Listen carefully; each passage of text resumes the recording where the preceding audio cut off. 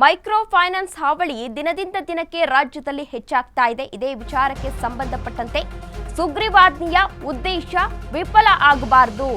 CM ಸಿದ್ದರಾಮಯ್ಯನವರು ಸುಗ್ರೀವಾಜ್ಞೆಯನ್ನ ಹೊರಡಿಸಲು ತೀರ್ಮಾನ ಮಾಡಿದ್ರು. ಅಕ್ರಮ ಫೈನಾನ್ಸ್ ಕಂಪನಿಗಳು ತಕ್ಷಣ ಬಂದ್ ಆಗಬೇಕು.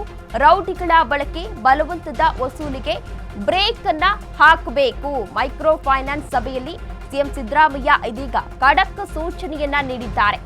ಅಶ್ವವೇಗದಲ್ಲಿ ಮೈಕ್ರೋ ಫೈನಾನ್ಸ್ ಸಭೆಯ ಇನ್ಸೈಡ್ ಸ್ಟೋರಿ ಸಿಗ್ತಾ ಇದೆ. ಸುಗ್ರೀವಾಜ್ಞೆಯ ಉದ್ದೇಶ ಯಾವುದೇ ಕಾರಣಕ್ಕೂ ವಿಫಲ ಆಗಬಾರದು. ರಾಜ್ಯದಲ್ಲಿ ಮೈಕ್ರೋ ಫೈನಾನ್ಸ್ ಹಾವಳಿ ದಿನದಿಂದ ದಿನಕ್ಕೆ ಹೆಚ್ಚಾಗ್ತಾ ಇದೆ. ಇದೇ ವಿಚಾರಕ್ಕೆ ಸಂಬಂಧಪಟ್ಟಂತೆ ಸಾಕಷ್ಟು ನಾಯಕರು ಈಗಾಗಲೇ ಒತ್ತಾಯವನ್ನ ಕೂಡ ಮಾಡಿದ್ರು. ಇನ್ನು ರಾಜ್ಯದ ಜನತೆಯೂ ಕೂಡ ಈಗಾಗಲೇ ಒತ್ತಾಯವನ್ನ ಮಾಡಿದ್ರು. ಇದಕ್ಕೆ ಆದಷ್ಟು ಬೇಗ ಕಡಿವಾಣವನ್ನ ಹಾಕಬೇಕು. ಇನ್ನು ಮೈಕ್ರೋ ಫೈನಾನ್ಸ್ ಹಾವಳಿಯಿಂದ ಈಗಾಗಲೇ ಸಾಕಷ್ಟು ಜನರು ಸಾವನ್ನಪ್ಪಿದ್ದಾರೆ, ಮನೆ ತೊರೆದಿದ್ದಾರೆ, ಊರನ್ನು ಕೂಡ ತೊರೆದಿದ್ದಾರೆ. ಇನ್ನು ಮಹಿಳೆಯರು ವಿನೂತನವಾಗಿ ಈಗಾಗಲೇ ಪ್ರತಿಭಟನೆಯನ್ನ ಕೂಡ ನಡೆಸಿದ್ರು. ಮಾಂಗಲ್ಯವನ್ನ ಸಿಎಂ ಸಿದ್ದರಾಮಯ್ಯ ಹಾಗೂ ರಾಜ್ಯಪಾಲರಿಗೆ, ಇನ್ನು ಗೃಹ ಸಚಿವರಿಗೆ ಪೋಸ್ಟ್ ಮಾಡುವ ಮೂಲಕ ವಿನೂತನವಾಗಿ ಈಗಾಗಲೇ ಪ್ರತಿಭಟನೆಯನ್ನ ನಡೆಸಿದ್ರು.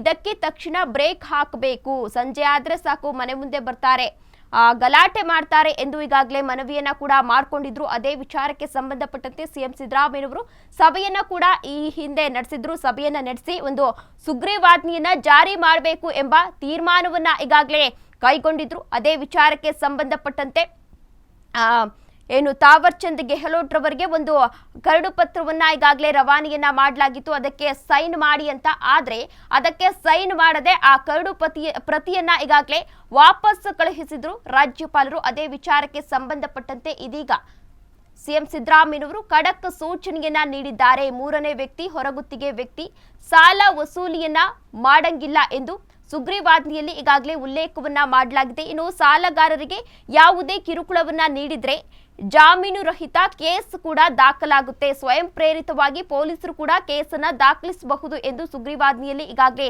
ಉಲ್ಲೇಖವನ್ನ ಮಾಡಲಾಗಿದೆ. ಇನ್ನು ಸಂಜೆ 6 ಗಂಟೆಯ ನಂತರ ಬಂದು ಸಾಲವನ್ನ ವಸೂಲಿ ಮಾಡೋ ಹಾಗಿಲ್ಲ. ಯಾಕೆಂದ್ರೆ ಈಗಾಗಲೇ 6 ಗಂಟೆ ಮೇಲೆ ಬಂದು ಸಾಲ ವಸೂಲಿ ಮಾಡ್ತಾರೆ, ರಾತ್ರಿ 12 ಗಂಟೆ ಆದ್ರೂ ಮನೆಗೆ ಬರ್ತಾ ಇರ್ತಾರೆ ಎನ್ನುವ ಆರೋಪವನ್ನ ಕೂಡ ಜನರು ಮಾಡಿದ್ರು. ಇದೀಗ ಈ ಸುಗ್ರೀವಾಜ್ಞೆಯನ್ನ ಹೊರಡಿಸಲಾಗಿದೆ.